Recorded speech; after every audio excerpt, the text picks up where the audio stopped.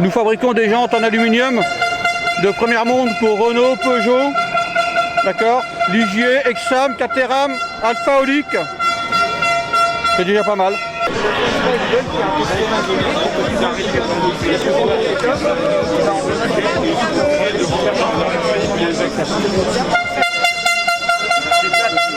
C'est ça qui me rend malheureux.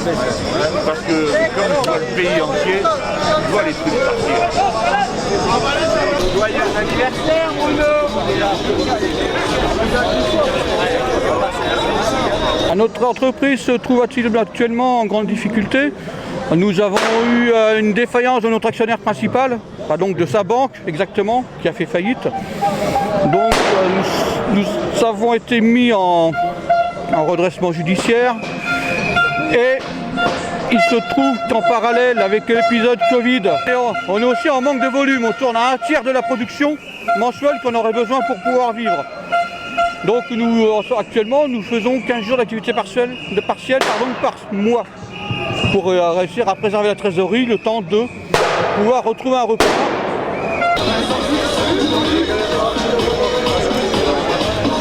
Et tu as besoin que 15% de la production de Renault Peugeot, ça suffirait à rendre rentable l'entreprise. C'est donc même pas, c'est une très faible part de cette entreprise. Et là, ça serait pérenne, on pourrait reconstruire l'outil, moderniser, donc faire de la plus haute technologie, être beaucoup plus meilleur en qualité, parce qu'il joue aussi un défaut de qualité, mais c'est toujours pareil, il manque d'investissement. Mais le plus terrible, c'est qu'il y avait un plan qui était prévu en début janvier 2021, qui était acté par la région Centre-Val de Loire, par l'actionnaire. Donc il y avait quelque chose qui était en route. Renault Peugeot avait dit Banco vous donnera les roues vu que vous vous modernisez. Et il y a une défaillance financière qui n'a rien à voir avec le groupe. C'est le groupe financier qui a eu une aventure on dirait, en Allemagne. Et du coup, c'est les banques qui avaient crédit, qui faisaient crédit pour eux, ont quitté, n'ont plus venu de faire caution. Donc du coup, le groupe est tombé financièrement. Donc ils ont essayé de tenir 1 mois et demi avec la trésorerie qu'ils avaient d'avance. Mais comme ils n'ont pas trouvé une banque pour refaire caution de tout ce qu'ils avaient comme projet, ça fait que leur banque interne n'a pas pu se reconstruire et du coup, dépôt de bilan en cascade de toutes les sociétés. Et du coup, vu qu'il y a des dépôt de bilan, les Renault et Peugeot reviennent un peu en arrière de leur crédit et repartent sur les mêmes discussions qu'il y a 1 an et demi, 2 ans. Et on se retrouve au même point alors que il y avait un plan établi, quoi. C'est même pas de la subvention pour perdre de l'argent qu'il y aurait, c'est juste une caution pour faire redémarrer, que Renault Peugeot, ce qu'ils avaient promis de faire, ils le fassent. Et l'entreprise elle-même, les gens, ils vont pouvoir faire. Et ils sont là, ils sont prêts à travailler et leur travail fera que ça sera rentable et du coup, même à terme, peut-être que les prix pourront baisser et avoir une meilleure qualité. Mais si c'était prêt à redémarrer juste parce qu'il y a un couac financier, c'est comme si tout s'écroulait alors qu'industriellement parlant, il n'y avait pas de couac. C'était parti pour se moderniser. On va changer ceci, on va changer cela. C'est pas tout de parler, il faut qu'il y ait quelqu'un qui le fasse. De même, mettre en route des dizaines de wagons sur les voies ferrées qu'il s'agit de construire. Qui c'est qui va les faire, les rails? S'ils ferment la boîte là, parce que c'est votre groupe qui possède ça aussi. D'accord? Qui va faire la tôle pour les wagons si vous n'êtes plus là? Si ceux de Saint-Claude n'y sont plus. Donc du point de vue de l'intérêt du pays, je parle là de l'intérêt du pays, pas seulement de vous. Du point de vue de l'intérêt du pays, il faut qu'on sauve l'appareil de production. Mais tu sais, c'est incroyable quand tu le racontes. Quand je raconte ça à des copains dans d'autres pays, ils n'en reviennent pas, jusqu'aux États-Unis d'Amérique, où ils donnent du pognon partout aux entreprises, mais en même temps ils mettent des conditions. Et là-bas, c'est quand même censé être le paradis du libéralisme. Mais les patrons, ils trouvent pas ça anormal. Ils disent, c'est normal, ils payent, donc ils mettent des conditions. Nous, on est le seul pays où on paye, on met pas de conditions. On donne 5 milliards à l'industrie automobile. Il n'y a que 17% des voitures qui s'achètent en France, qui sont produites en France. Personne ne dit rien. Et après, c'est nos impôts qui prennent. Oui. Oui, puis alors... on paye pour eux, et en plus de tout ça, ils nous donnent Et à l'inverse, nous on fait les roues et puis en fin de compte, on en fait pour qui? Pour les Anglais. Là, je ne veux pas vous démoraliser en vous disant ce qu'ils sont en train de voter, mais ça ne va pas trop arranger nos affaires. Ils appauvrissent l'État continuellement. On a fait chômage et voyons bien vous de collègues, tous les sacrifices qu'il fallait faire. très bien. Tu sais, il y a des collègues et des collègues. C'est usant. C'est vraiment usant. De se bagarrer, de faire tout ce qu'on nous dit, tous les efforts, nous on doit en maintenance, on a fait tous les efforts qu'on nous a demandé, toutes les réductions, on a fait tout ce qu'on peut avec du Scotch, des Riesland, Christophe tu peux témoigner.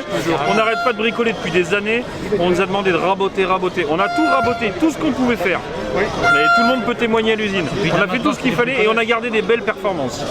Le pire c'est ça, on a des belles perfs, on a des bons taux de panne, des bons indicateurs. On a fait tout ce qu'on pouvait faire et on nous demande encore si on... Mais non mais c'est bon, je ne pouvais pas te filer ma culotte en plus quoi. À un moment c'est pas possible quoi. Ils en pouvaient plus. Non mais pour information, on a divisé par 2 les volumes de production. On a divisé par 4. Par 4 les frais de maintenance. Outillage, personnel, on a fait tout ce qu'on pouvait faire. On est sous-équipé, on travaille avec notre bite et nos couteaux et on nous demande encore. C'est bon, on n'est pas corvéable à merci non plus. Bien sûr que non. Voilà, ça c'était mon coup de gueule. Ça c'est perso.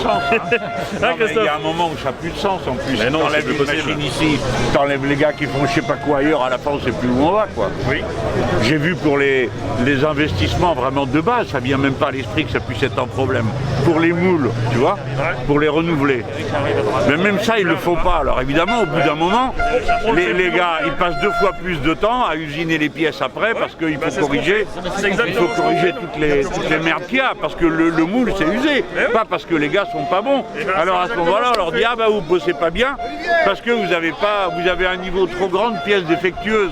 Mais c'est eux qui disent mais comment voulez-vous que ce soit mieux avec un matériel qui marche moins bien, hein, voilà. Et ce genre de choses là, c'est un peu partout. J'ai vu Soji à Grenoble qui fabrique des pelles pour les. Ah, c'est des champions ces mecs-là.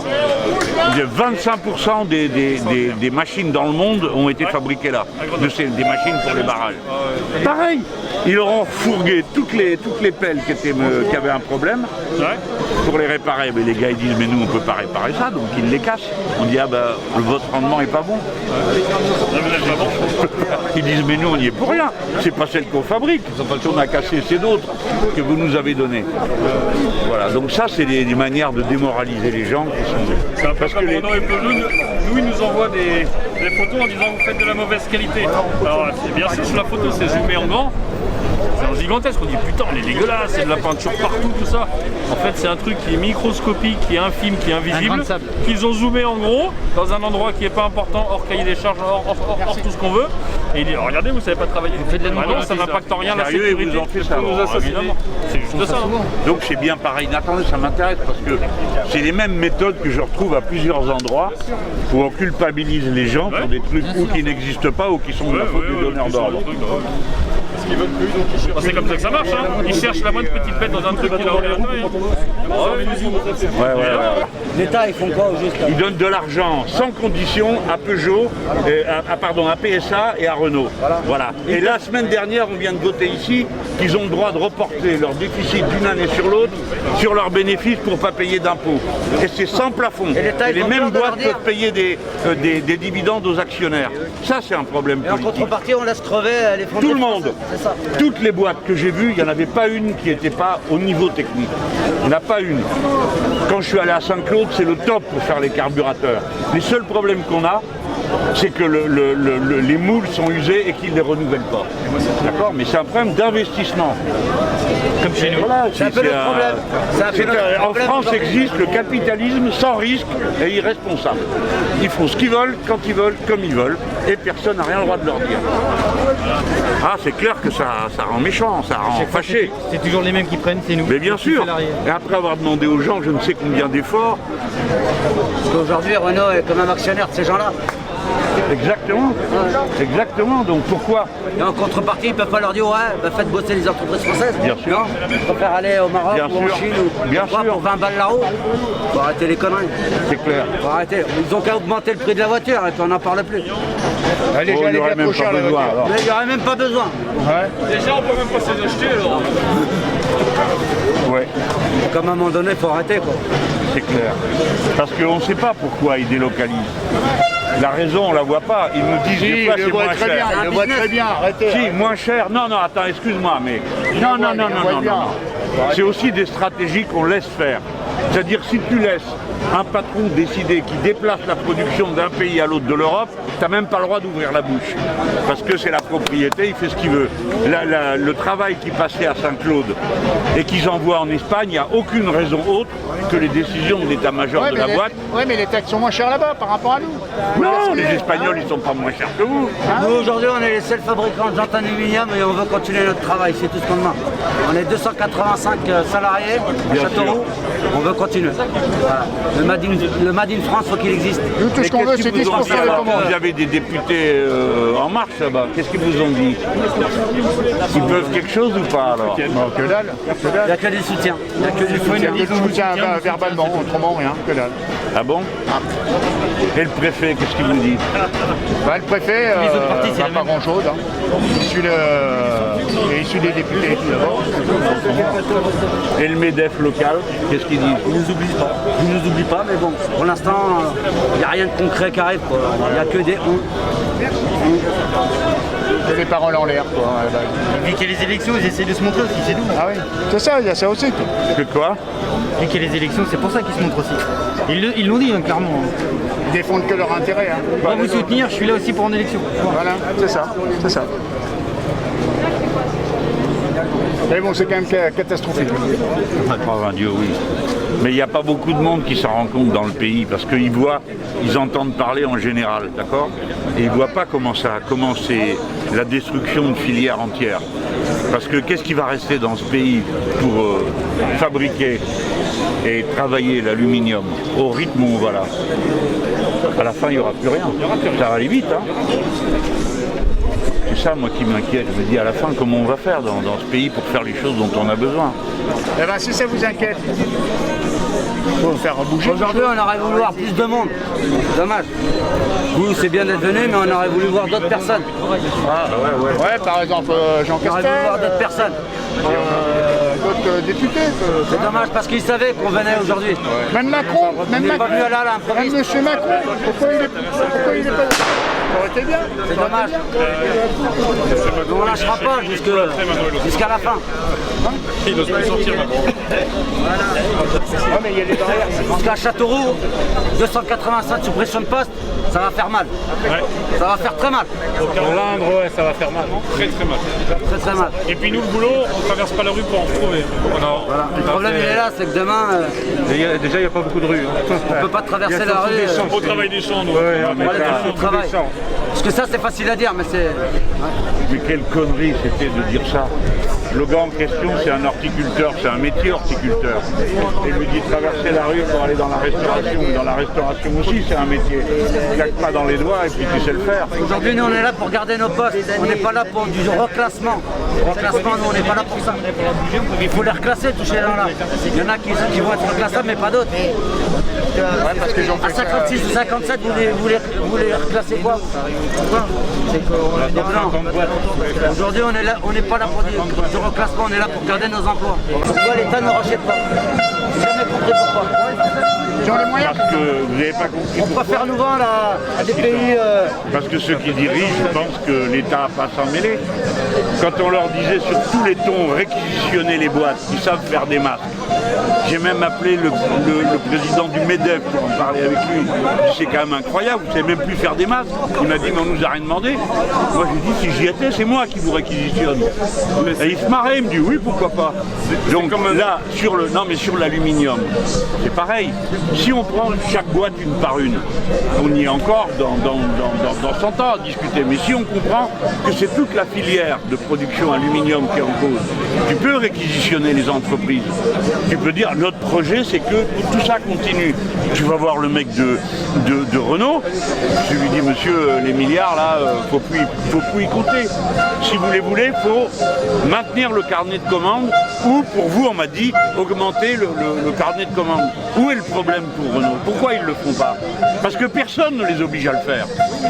Si quelqu'un élevait un peu la voix, un peu de fermeté, il dirait ah bah bon écoutez on va s'arranger, vous fâchez pas. De la part de l'État sur ces gens-là. Nous on paye, on a donc le droit de décider. C'est parce que ceux qui nous dirigent sont aveuglés, c'est des idéologues. Ils croient que... Ils voient ce qui est. Hein? Ils voient ce qu'ils veulent. Ils sont pas si aveugles que ça, moi je pense. D'autant plus qu'ils sont actionnaires chez Renault et Peugeot. D'autant plus qu'ils sont actionnaires chez Renault et Peugeot. Ben c'est bien ce que je dis. Cela, si c'était quelqu'un qu'on n'a aucune prise dessus, je sais pas moi, un chinois ou un japonais, mais c'est pas le sujet là. C'est bien des boîtes qui sont ici, c'est bien des actionnaires qui sont ici. Donc faut pas dire qu'on peut rien faire. C'est pas vrai. C'est pas vrai. Donc vous avez le droit de vous fâcher tout vert sur le sujet. Parce que si c'était autre chose, je vous dirais même pas ce que je suis en train de vous dire. Si on n'avait pas prise, mais on a prise. On peut décider. Qu'est-ce qui va se passer avec la boîte qui fait les rails?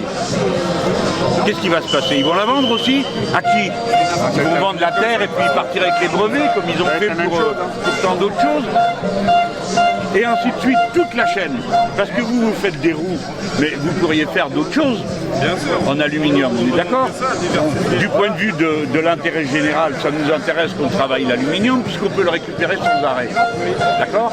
Donc ça intéresse tout le monde qu'on sache le faire. Deux, on demande aux différentes entreprises de faire ce dont on a besoin.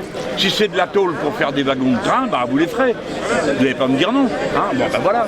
Donc c'est pas vrai que c'est très compliqué de savoir qu'est-ce qu'on va pouvoir faire avec vous et tout ça. C'est pas vrai. C'est pour ça que ça vaut la peine de se fâcher. C'est pas seulement pour vous, c'est pour l'intérêt national. Du pays, quoi, bon sang. Votre collègue, il a raison de dire. Elle m'a dit, mais alors on continue comme ça, à la fin on ne saura plus rien faire dans ce pays. Il a raison, hein. C'est le savoir-faire qui va être perdu. On est en train de faire tout le savoir-faire qu'on a. Et ça, c'est... Et vous ne serez pas intéressé pour nous racheter, nous? Moi, personnellement, Bah, dites-le franchement. si vous me faites un prix, Non, si on gouverne, on peut vous nationaliser. Alors d'accord, je vous fais un prix, moi je vous fais un prix. 80%, 20% pour vous. non, moi, je vais vous dire, écoute-moi, Et vous me dites, il me suffirait, tu vois là, tu me donnes le bâton de commandement, je te règle le problème dans la semaine. Dans la semaine. Mais oui, tu vas voir le gars de chez Renault, tu lui dis, les 5 milliards dont on a parlé, ben on a changé d'avis. Si vous voulez les voir, la condition c'est ça, et on vous les donnera. Donc c'est pas vrai qu'on peut rien faire. J'ai tort ou j'ai raison? C'est ce que je raconte moi est plus plausible que de dire que je vais acheter l'usine à titre personnel. Enfin, il blaguait je pense. Peugeot et Renault, c'est quand même Bien sûr. Et ces gens-là, ils vous mettent à la rue. C'est ça que vous... Bien sûr. Et qui c'est qui va leur acheter leur bagnole? Renault Ce sont des citoyens. Et les citoyens, ils sont à la rue aujourd'hui. Mais oui, Renault il a trouvé, tu comprends, la combine. Il sépare toutes sortes d'activités et il joue du violon sur nous gardons notre cœur de métier. Depuis quand on fait des bagnoles sans des roues? C'est pas le cœur de métier? Bon, depuis quand on fait des bagnoles sans carburateur? C'est pas le cœur de métier? Non, mais en isolant chaque production et ensuite dans chaque boîte, en isolant chaque secteur. J'ai vu ça là-bas à Saint-Claude, tous ceux qui fabriquent du silicium. Ils isolent chaque secteur et après tu leur dis bah, vous n'êtes pas rentable, vous n'êtes pas rentable. Dans tous les domaines ils font comme ça. Donc ça dépend aussi de comment on réagit, mais c'est pas vous hein, que je mets en cause, c'est ceux qui décident. Ceux qui ont les moyens d'empêcher tout ça et qui ne font rien. après par contre il faut que vous nous aidez. C'est pas histoire de nous raconter des bobards et puis rien faire après. Il faut nous aider, nous soutenir à fond auprès de Renault Peugeot. Donner des volumes.